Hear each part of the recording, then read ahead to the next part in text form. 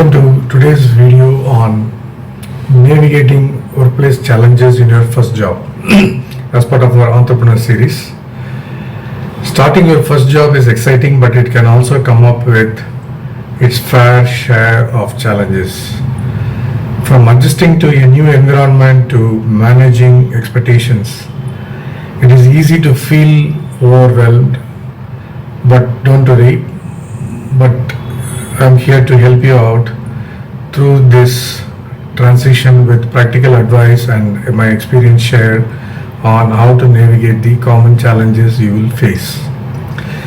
If you are having these problems or pain points in your experience in your current company, for example, adapting to a new environment or communication challenges or handling feedback and mistakes, or if you are getting into office politics, managing workload and prioritization related issues, or if you have a work-life balance, or any issues with respect to career growth and development, then you must watch this video to get to know the insights.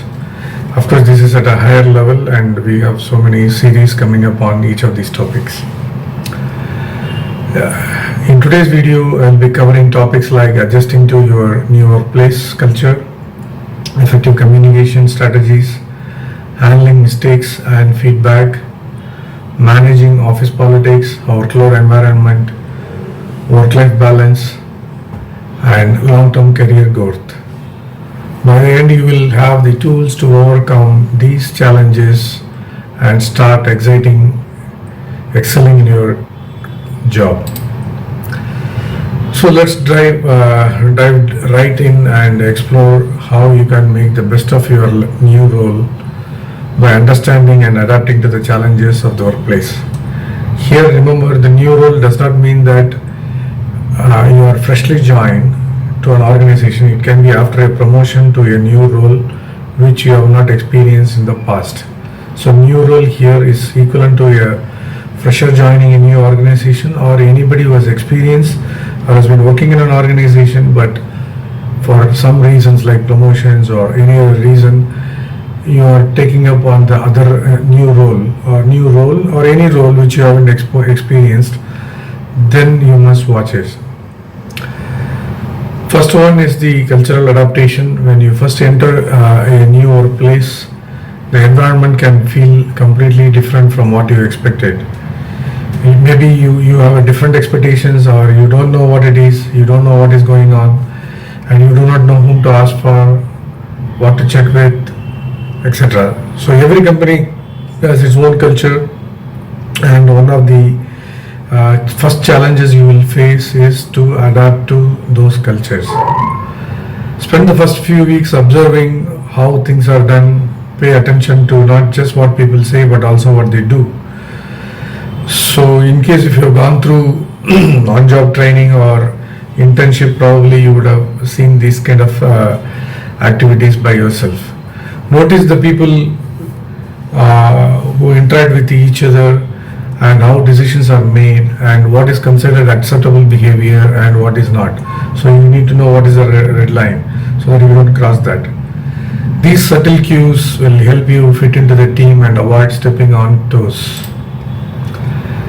The second one to get adjusted to new environment is building relationships.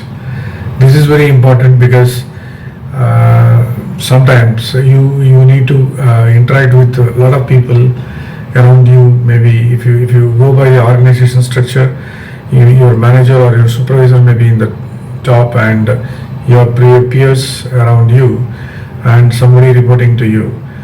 So your communication or relationship has to be all round. So 365-degree relationships you should have, and that is what we are discussing now. Building positive relationship with your colleagues is essential, and if you can do that yearly, that is welcome. These connections will help you make your transition smoother and provide you with support when you face challenges. Be approachable and engage with your team. Small gestures like joining your colleagues for lunch, participating in team activities can make a huge difference. And also never miss to say thanks and sorry wherever it is required. Being a fresher, you may think that you may be a fish out of water. This is typically called imposter syndrome. It is completely normal to feel like an imposter in your first job. Many of us worry that we don't really belong to, or that we are not good enough. Okay, so you may feel that inferior, you may feel that, okay, something which I can't do, or something I may fail at. So, but remember, you are hired for a reason, and there is a role and there is a purpose, and the entire organization has got a value chain, and you are just fitting in the value chain. Focus on learning and growth instead of comparing yourself with others, comparing yourself to others. Concentrate on improving your skills day by day. So the only comparison probably you need to do is that how you were yesterday and how you are today, and probably what you can do tomorrow. So confidence will come with time and experience, but you must be prepared and willing to learn. So fitting into a team is the next adjustment which you need to do when you are getting into a new environment. Finding your place within a team takes some time because it needs an adjustment, right? Somebody needs to understand who you are. You need to understand what they are doing and what their behaviors are, how they do, a lot of things, a lot of personalities you need to learn. Initially, you might feel unsure of how to contribute, but be proactive. Offer to help on projects, take initiatives whenever you see opportunities, and don't be afraid to ask questions.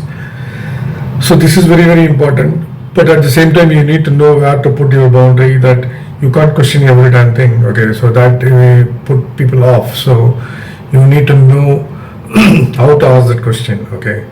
So teams appreciate members who show enthusiasm and are willing to contribute in meaningful ways. But you need to be very careful when you are crossing the line. You will be termed as abrasive, that everything you question and you are not cooperating. That's an extreme thing, and keeping your mouth shut always is also not advisable. So somewhere you need to balance. That's a knack you need to have. The second major category in this is effective communication. So communication is not just what you talk or what you speak. The communication begins with hearing. So first you need to listen. I'm sure you would have seen the listening skills I discussed some time back in this channel. So effective communication starts with good listening. Whether it is receiving instructions or feedback or updates on a project, listen carefully and ask clarifying questions if you are unsure. Good listening skills show that you are engaged and committed to getting things right the first time. So you need to know what questions you need to ask, but for that, unless you listen first, you cannot ask. And if you are going to ask without listening or without knowing, then you will have tough times in any organization. And I used to say that you are not what all other things or other people say. In my view, you are what you ask. For example, you need to know what you need to ask your parents, you need to ask your manager, you need to ask your spouse, you need to ask your children, you need to ask a lot of things to a lot of people. So you may get answers, but it is for what question. So unless you know the question, any answer is irrelevant. So the question is nothing but what you are framing, how your thoughts are, and how you are framing the question, and how you ask that question to others. Never hesitate to ask questions, especially in your first job. No one expects you to know everything. So asking question, you will know by yourself what is the right question and what is not. So asking thoughtful question demonstrates that you are interested in learning and doing your job well. For example, instead of saying, I don't understand this, that's probably a negative way of saying so, isn't it? So try saying, could you walk me through this part, whatever that was. So I want to make sure to get it right. It shows that you are engaged and motivated instead of being abrasive or blunt. Sometimes you may have to have a conversation which is difficult, okay, and with your peers, with your colleagues, with your manager. And if there are multiple teams in the value chain, so team A has to talk to team B, and you are the person to talk to the other team, then you may have to have difficult conversations with the other team to prove a point or to accept or debate. So at some point in time, you need to have a difficult conversation, whether it is addressing a conflict with your colleague or discussing an issue with your boss. It could be a product issue, it could be a service issue, it could be your delivery issue, or it could be your design issue, anything of that sort. The key is to stay calm and focus on the issue and not the person. This, you need to remember this, because we will be discussing in the professional series quite a lot of time on issues and not person. This will come up again and again multiple times. For example, if there is a disagreement between two, approach it with a solution oriented mindset. I see your point, but could we explore this option as well? This is like putting a suggestion, not a question, but at the same time you are expecting an answer. The other effective communication mechanism is written communication, which includes emails and other memos and stuff like that. So written communication is also an important one, it's an essential skill. There are a lot of tools available today. You can give a text and ask it to rephrase. The AI tools will give you, but still you want that. It's not that AI tool makes a mistake, it's you make the mistake. Remember, from that perspective, when sending emails or written updates, be clear and concise, and a well-structured email should have a subject that reflects its purpose, a brief introduction, a main body with clear points, and a polite closing. Maybe somebody would say thank you or regards, best in any which way, and somebody may just say that your name, that's it. Okay, so that goes with your experience and what to do and what not to do, and maybe to whom you are dealing with, etc. This is a whole psychological paradigm in that, but in general you close it with thanks and regards. For example, hi, I want to update you on this project, and here is what I have accomplished so far, and here is what I am working on next. So this will give the for example the recipient, maybe your manager, that what you are doing and what you are planning to do next. So this is like, concise message, and it avoids confusion and it displays professionalism in you. That's very, very important. In case, whether it is email, whether it is teamwork, or in our communication, or in understanding the culture, somewhere if you have made a mistake, the first thing what you have to do is that you have to accept the mistakes. We all make mistakes, especially on our first job. So, and nobody would expect that you need to be perfectly correct all the time. And it is how you handle these mistakes that matters. Instead of feeling defeated, see mistakes is a learning opportunity. Okay, don't feel that if I accept the mistake, somebody will come and put a negative remark on me. Don't think that way. But you see this is an opportunity to learn. See, there is no escapism, okay? That's very clear. You need to confront, you need to face, you need to accept and see how you can change yourself so that mistakes do not happen again. If you make an error, own it and find a way to correct it. And in case if you don't know how to correct it, ask for some help from whoever is the competent authority in your organization. Seek their help and see how you can correct it. For example, if you miss a deadline, acknowledge the mistake and offer a solution. And I realize I am behind the schedule, but I can prioritize this task and I have it done by, you suggest a new date. Okay, this shows that you are accountable, and you take the accountability and responsibility for your failure, as well as you are able to convince that I own this, I can do this by this time. That shows your conviction. That is what it is expected. Taking responsibility is a sign of maturity. Remember that. No one expects you to be perfect, but they do expect you to take responsibility, be responsible for your actions. That is 100% sure. Everyone will expect tomorrow when you go there at that level, you will obviously do the same thing. When you make a mistake, the best approach is to acknowledge it, apologize if necessary, and focus on fixing the issue. The other mechanism for handling mistakes is receiving feedback. This will ensure that in your longer time, as you grow along in the organization, as you grow along in your career, receiving feedback will help you to correct yourself, fine-tune yourself, and perform better. Receiving feedback, especially critical feedback, can be tough because it will be on your face saying that you did this is the impact, do you understand? So that will be tough. But remember, feedback is meant to help you improve. And instead of getting defensive, saying that no, this is the best way something can happen and I did the best, don't try to be defensive, but listen carefully and reflect on how you can apply it to improve your work. That is the essence of feedback. Otherwise, it's a confrontation. So don't get into a confrontation, just receive the feedback. For instance, if a manager suggests being more detail oriented and asks for specific examples, try to incorporate that feedback in your next task. So you give more examples.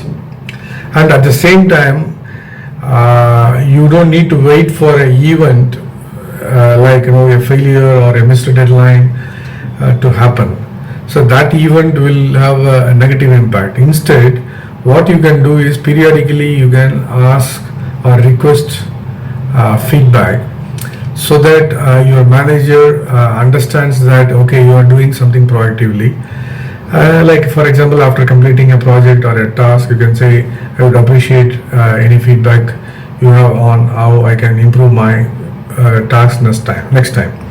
So this gives or this implies or this gives a message out to your manager that you are taking initiative and you are willing to grow. That is very, very essential. The next important point is office politics. And you being a professional and everyone being a professional in their respective roles. Everybody has got a boundary, professional boundary, in terms of or as defined by the roles and responsibilities, and no one would expect you to cross the boundaries. So that means you need to know what is the boundary and where is the red line and what you can do within that. So the first thing is you need to understand the office politics. Probably people used to say, instead of politics being a very negative word in nowadays context, people try to say that dynamics instead of politics. Both are getting synonymous nowadays, so you need to understand this dynamics or this politics. Office politics is present in many companies in many forms, on many occasions, on many events. It is not about manipulation, it is about understanding the power dynamics and relationships that influence decisions. That is the essence or criteria behind this. Be observant of these dynamics, but don't get involved in unnecessary drama. So people will enact drama in office with respect to delivery, with respect to omissions, with respect to delays, with respect to deadline miss, with respect to the poor quality outputs. The drama can happen for various reasons, maybe just to sustain a job. Okay, there are people who do that, meaning in order to sustain they just poke nose in every other aspect other than working for as per their roles. So such things, there are people you need to be aware of, and you cannot change them because they have come from different background, they have got different experience in different organizations, and you cannot confront them and you can't win over them. Okay, so you need to understand this drama, but focus on your work, building positive and professional relationships. That is what you need to be doing. Build alliances, don't burn the bridges. Okay, so just build alliances. That means you need to be friendly at times with somebody, and at the same time professionally confront the other person in terms of what you are right and or what is expected, and this is the way this has to be. So you will get into all these kind of emotions and dramas. I mean, either knowingly or unknowingly. Most likely, I assume no, you are unknowingly doing it because of the nature of yourself. So what you should be focusing is on building alliances, forming positive alliances with people across departments, across functions can be incredibly beneficial. These relationships can help you gain insights into how things work, provide support when navigating challenges, be genuine, show interest in others' work, and offer help whenever you can. The important point is avoid gossip. Okay, there will be a lot of opportunity to do this kind of whispering and gossips around during your breaks, during your tea times, during your lunchtime, evening outings. There are so many avenues, opportunities to do the gossip, but stay focused on your work and avoid gossip. That's the next point. Stay away from all office gossip. It might seem harmless, but engaging in gossip can damage your reputation and relationships. If your conversation turns negative, steer it in a more positive direction or politely excuse yourself. Probably that is the best thing to do. Sometimes you may have to stay neutral when conflicts arise, and it is important to say that to stay neutral and be neutral and ensure neutrality and focus on solutions rather than taking sides. But here it will be very difficult, okay, because you may end up in doing that way, that you need to end up taking sides, not to align with one person or with the other person. That is why it is called politics, right? So if you find yourself caught in the middle, remain professional and avoid adding fuel to the fire. Be neutral, stay away, okay. Managing the professional boundary is an art in that sense, and you need to establish your professional boundaries with your colleagues so that they don't interfere in you or you don't cross over to theirs. Okay, it is important to be friendly, but make sure that your relationships remain professional. Be mindful of how much personal information you share and how you interact with others.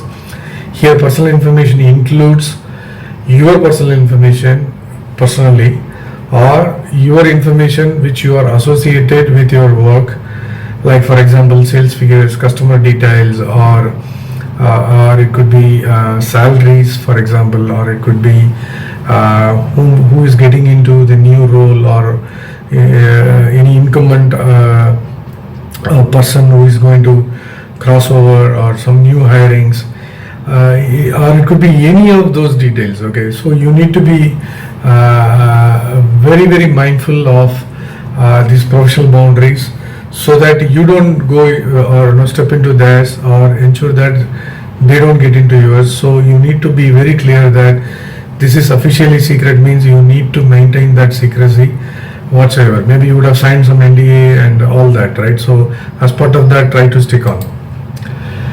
And the next one, major category, is managing workloads and prioritization. If you have got this kind of problems, first you need to assess your workload. One of the biggest challenges in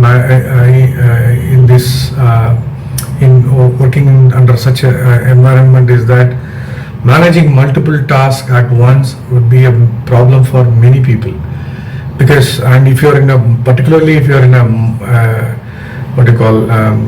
matrix kind of reporting structure, then for example you may be reporting to a location head, but for a project you may be reporting to somebody else. So you need to manage, but at the early stage you won't get into this kind of problems, but down the line you are likely to. So better you when you start your career, ensure that or learn the art of assessing your workload, and don't try to do multitasking, or you must be efficient enough to do multitasking. If that is required, learn that skill. Start by assessing your workload, make a list of tasks and prioritize them based on the deadlines and importance. The next one is time management. We have seen in the past in other sections in this channel about time management. Use time management strategies like the Pomodoro technique, where you work for 25-minute intervals with short breaks, or the Eisenhower matrix, which helps you prioritize tasks based on urgency and importance. You can see these videos under self-improvement playlist, so you can have a look at it to get into the details of it and to learn more. Maybe at the start of the career, you may not be required to do delegation, but some jobs might require you to delegate. So if your workload is overwhelming, learn to delegate when possible, and if it is acceptable to your organization. And for example, if you are working on a project with a team, delegate smaller tasks that others can handle, and freeing up you for more critical work. Dealing with overwork is another big challenge. If you are consistently overloaded or overworked, have an honest conversation with your manager. Say that you have so many tasks to do and you are concerned about meeting deadlines because you can't complete all the tasks and because of the dependencies and your capability, etc., it is not possible. So can we discuss to deprioritize or reprioritize the whole stuff? This shows that you are taking initiative without complaining. Otherwise, manager might think that it is compliant. And you can set the realistic goal by this way that, okay, these are the tasks I can complete within so and so time frame, and this we can push it to the other bucket wherein we can take it up as part of the phase 2 or something like that. Work-life balance is the next biggest challenge everyone will face, and being a new entrant to an organization, the tendency is to push a lot of stuff on you, okay? And you need to, because you don't have the experience, you may not know what the work-life balance is, and you may not know or you might not have assessed your own skills. So these are all various factors which will contribute to complicate in work-life balance. But however, you need to set clear boundaries for yourself. Maintaining a work-life balance is crucial for long-term success. Okay, you can burn out for a shorter period of time, maybe for a week or 10 days. Okay, you can do a lot of things, but you can't be doing it over a period of months and years. That you need to be reminded. And I have personally gone through like 4-5 months continuous 15 hours, 16 hours, 18 hours work over 4-5 months. But that was only for a period of time, and after that I tend to get release from all the pressures. So you maybe when some projects demand, maybe you may have to put in extra effort. That is different. But by and large, grossly, you need to be very sure work-life balance is more important. So you need to set boundaries for your working hours. There are laws available, but still it may not be really implementable because of various factors. So you can avoid checking emails or messages, or when you're on leave, try to avoid taking the conference calls, something like that. Obviously, if you overdo, all these things will lead to stress, and you need to manage your stress. So again, you need to get into some other type of activities like yoga, breathing exercise, or gym, or some hobbies you need to pick up. That will consume some part of your 24 hours. So, but if it is required, don't hesitate to do, but try to avoid stress. And obviously, you need to avoid burnout also. You can't be doing it for a longer period of time, as we discussed. So avoid burnout. So if you have to do all these things, you need to take care of yourself, right? That's a self-care practice. So at the very start, even if you are not stressed, even if you are not worked out, burnt out, or overstressed, overloaded, try to have some kind of self-care practices like that will make you fit. Like you can do some yoga, you can do some exercise, some good habits on eating, and setting time for other activities like your hobbies and going out, etc. But if you are trying to do for long term, okay, as part of in the same company or that particular profession as a long term, the important point is you need to learn continuously. Never stop learning. Whether it is taking a course, reading industry blogs, or attending webinars, keep developing your skills. Maybe you can take some certificates. That shows that you are willing to learn apart from your regular job, and you are open to taking up new opportunity. And you need to network for career growth, so you need to attend seminars elsewhere, not necessarily related to your organization, which can be like the professional groups. If you are an accountant, you can participate in the CPA, CA kind of activities. If you are an engineer, you can take up engineering related or specific engineering related professional groups. So you need to take part in those things. And obviously you need to take some mentors. You need to get the right mentor for you who can help you with, and work with that person to help you out. So what we have discussed so far is that navigating your first job involves adapting to new environment, mastering communication, handling mistakes, managing office politics, managing workloads, balancing your work and personal life, and focusing on your long-term growth. All are required the day you joined. Okay, that you have to remember. These are the skills you can build over time, but with the right approach you will be able to navigate any challenge that comes in your way. Remember, every challenge is an opportunity to grow, and don't be afraid to make mistakes. Ask the questions and learn as you go. You are just at the beginning of your career journey, and there is so much ahead, and don't worry about any mistakes. So if you find this useful, make sure to like, subscribe, and hit the notification bell so you don't miss out on future videos from me. I would like to hear from you about your workplace challenges, so feel free to share them in your comments below, and wherever possible I'll try to give you my response back. Thank you very much. This is Gokul. See you in the next video. Cheers.